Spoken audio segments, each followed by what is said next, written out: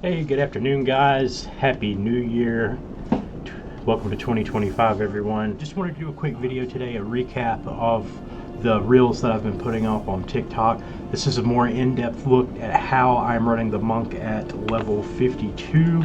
So this is early into the cruel difficulties of Act 1. I'm about halfway through that, haven't attempted the wolf yet. But this is just a quick breakdown of where we are. You see my evasion's pretty spot on. My resistances aren't quite where I want them, but I'm still working on that at the moment. But overall, it's not too shabby of a build. So just a quick glance here at the main components of what we're working with. We've got Ice Strike, Charge Staff, and Tempest Fury. Those are my primary attacks. I alternate the two between ice and electricity. It's just a personal preference. I have tried a little bit of variation of all different elemental builds, but by far ice and lightning are the bread and butter for the monk class. Let's just say that. To all the new players, welcome. We're happy to have you. And this is more of a video for you guys. So you all are wondering how we're able to generate power charges with the monk. New players especially, that's a big mystery and a big question. You generate them through your critical stacks and your elemental damage. So you can do it with freezing, you can do it with the electricity. That's more or less the conventional way.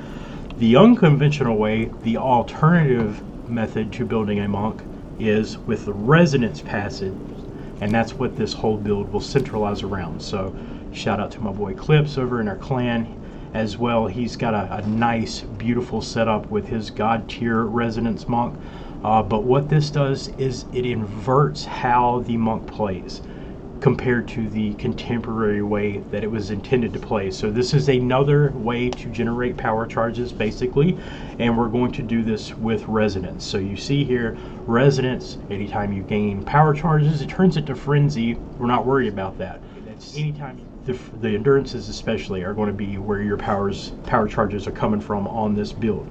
You couple that with the power within node, lust for power node, and the overflowing power nodes. This is where you're going to maximize all opportunities to get your power charges, so make sure that that's where your focus of the passive skill tree goes.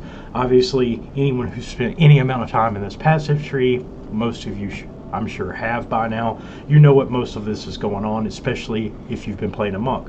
So you can see the path real quick I took. We're just building mana, and mana has been my problem personally.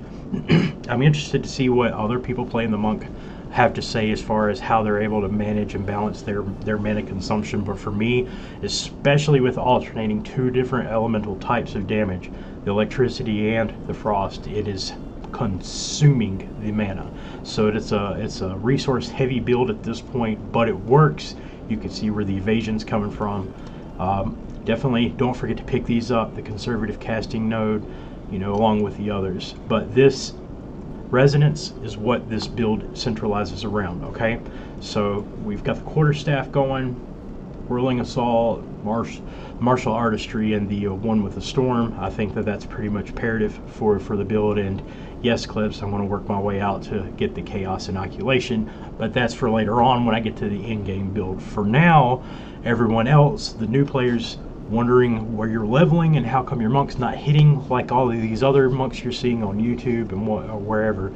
This is how you can easily get power charges, especially if monk is your first build. If you've got other builds, that's where a lot of these people have the ease with the monk. It's a lot of secondary builds for them, so they're able to get gear and items a whole lot easier than a new player with a monk being their primary build starting out. We'll get to another video where we'll break down the trading website. I still think that's an important aspect for new players to understand how to navigate, just because it makes it so much easier to get the items that you need because of the plethora of items that you have to sort through while playing this game. So there you go, there you have it. That's a quick breakdown of the passives. This is the other important part of this build, Hand of Cholula, coupled with the Sniper's Mark skill. That's a skill gem, not a support gem. That is a skill gem being put in with the Hand of Cholula. I don't know what all skills are interchangeable with other skills. one of my buddies can figure out a video on that one. But for this, we've got the Hand of Chiyula going with the Sniper's Mark, and along with the Combat Frenzy. So this is where most of your power charges are going to come from. We're freezing and electrocuting at the same time, but it is heavy resource consumption. So there you have it. Just the weapons that I'm running with this build. A lot of evasion rating, a lot of life and mana regeneration on hit, on kill, maximum energy shield, because I am eventually going to switch over to the one life all energy shield build monk. But there you have it. That's the gear that I'm running. So that's a quick overview of where I'm running with the monk, where it's at so far, and how to get those elusive power charges that seem to be troublesome for new monk players to figure out. So I hope this helps. If you like this, I've got content like this and going for this and other builds on Path of Exile 2 along with other games. You guys tell me what you want to see. Make sure to like and subscribe, and I appreciate you checking it out.